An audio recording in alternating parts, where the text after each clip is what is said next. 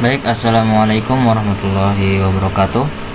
Perkenalkan, nama saya Muhammad Asdi Al-Afkar dengan NIM 2410600576 dari kelas grafis dan visualisasi A. Saya membuat video ini itu untuk penugasan CPMK dari mata kuliah grafis visualisasi.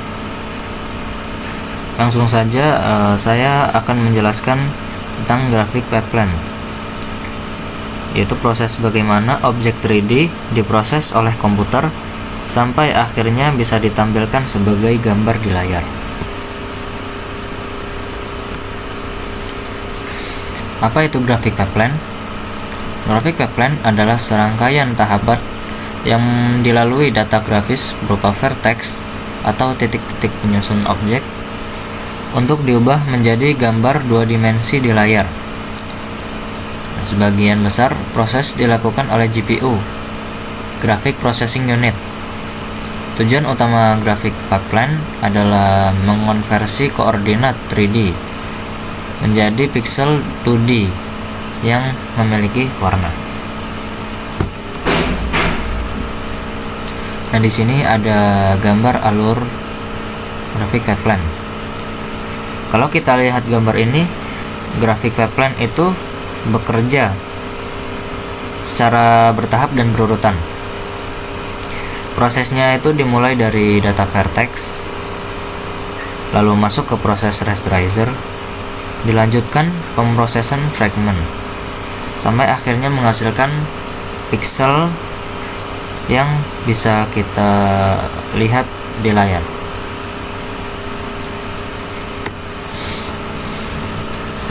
Nah, di sini ada saya akan menjelaskan isi dari pipeline tadi. Nah, tahap awalnya itu adalah raw vertex atau primitif. Nah, objek 3D sebenarnya tersusun dari titik-titik yang disebut vertex. Nah, vertex ini mempunyai informasi seperti posisi, lalu disusun menjadi bentuk dasar seperti segitiga atau garis membentuk objek. Selanjutnya, vertex itu masuk ke vertex processor atau vertex shader. Nah, di sini setiap vertex diproses dan mengalami transformasi koordinat, mulai dari posisi objek, lalu ke kamera sampai ke ruangan proyeksi. Proses ini biasanya dikenal sebagai model, view, dan projection. Setelah itu data masuk ke tahap rasterizer. Rasterizer itu bertugas untuk mengubah bentuk geometris tadi menjadi fragment.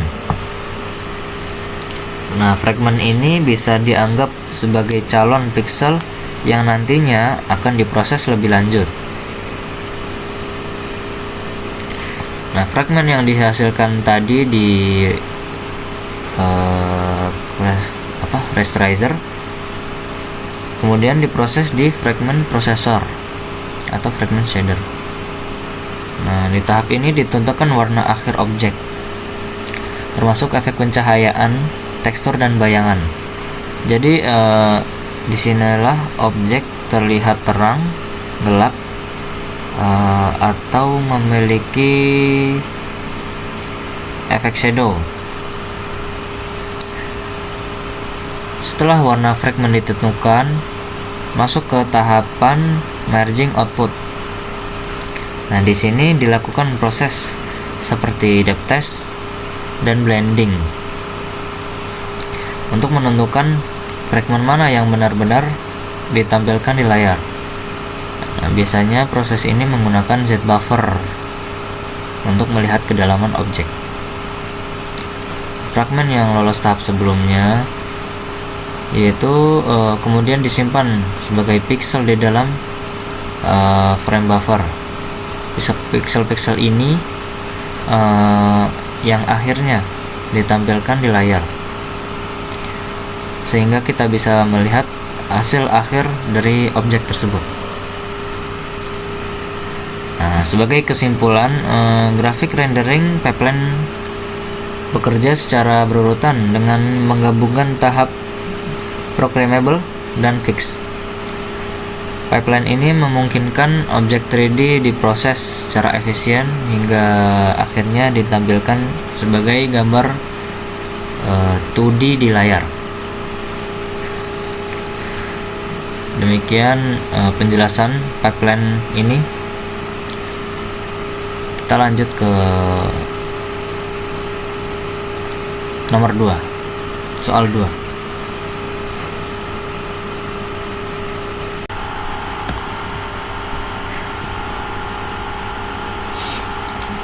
Baik, di sini saya akan menjelaskan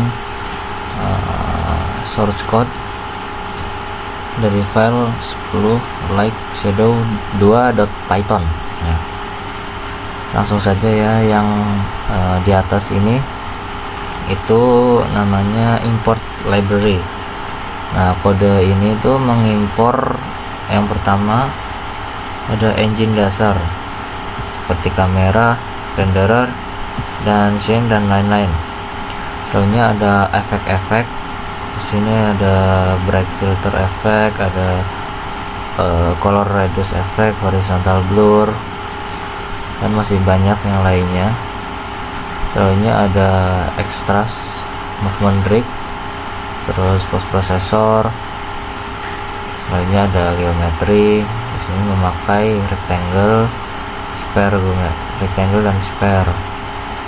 Selanjutnya ada material-material dan tekstur-tekstur. Nah, di bawahnya ini kode ini tuh left initialize. Nah, kode ini tuh berfungsi sebagai menginisialisasi renderer, scene, dan kamera. Nah, renderer itu bertugas menampilkan hasil render ke layar. Terus scene itu sebagai tempat objek-objek 3D, dan kamera itu menentukan sudut pandang pengguna. Nah, di sini juga kameranya itu bisa di set position. Yang kiri itu X itu horizontal, yang tengah itu Y vertikal, yang kanan itu Z buat kedalaman. Nah, selanjutnya itu ada kode movement rig. Nah, program menggunakan movement rig ini itu agar kamera itu dapat digerakkan sehingga pengguna bisa melihat objek dari berbagai arah gitu. Nah, selanjutnya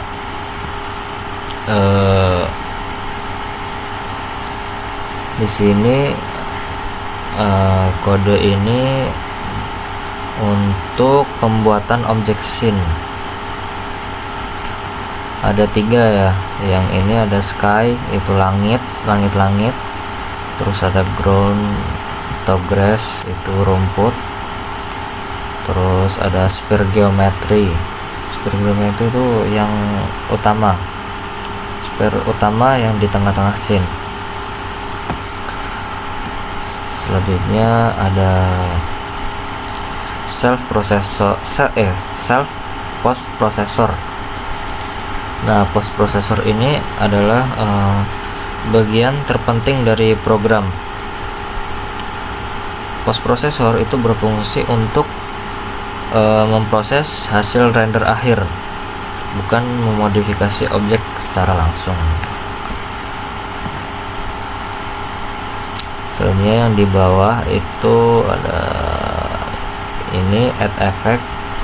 Ini efek yang digunakan program itu ada bright filter effect, terus horizontal blur sama vertical blur, yang kemudian itu digabungkan menggunakan additive blending. Nah, kombinasi ini kombinasi efek ini menghasilkan efek light bloom, yaitu cahaya yang terlihat menyebar dan menyala di sekitar objek terang. Ini terakhir ada dev update self, yaitu untuk mengupdate inputan seperti kamera, render, dan lain-lain. Nah, sekarang kita coba running kodenya. Python 10 like shadow 2.python. Kita running. Oke, sudah kelihatan. Nah, ini hasil dari runningan tadi. Ini ada langit-langitnya, ada grass-nya, ada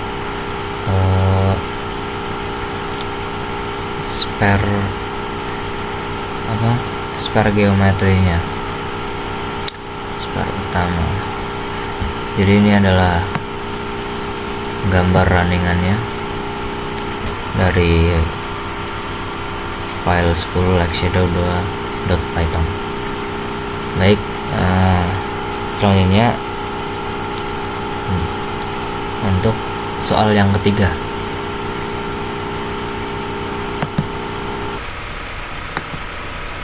Lanjut ke soal yang ketiga, yaitu buat satu pertanyaan terbaik Anda kepada LLM semisal ChatGPT.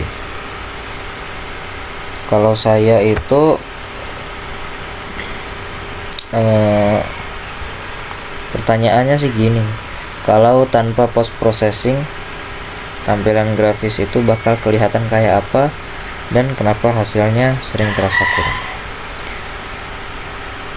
Nah, itu GPT jawabnya gini, kalau tanpa post processing tampilan grafis biasanya akan terlihat mentah atau raw secara teknis benar, tapi kurang hidup dan kurang sinematik. Cahaya terlihat kaku, kontras kurang enak di mata, warna terlihat polos, tidak ada kesan kedalaman, highlight terlalu tajam. Ringkasannya, tanpa post processing benar secara teknis tapi kurang enak dilihat. Dengan post processing lebih mendekati cara manusia melihat dunia. Ya, mungkin itu sih yang terlintas di pikiran pertanyaan yang terlintas di pikiran saya. Kalau tanpa post processing tampilan grafis itu bakal kelihatan kayak apa dan kenapa hasilnya sering terasa kurang. Ya, mungkin cukup sekian dari video saya. Kalau ada salah kata, salah pengucapan, mohon dimaafkan. Wassalamualaikum warahmatullahi wabarakatuh.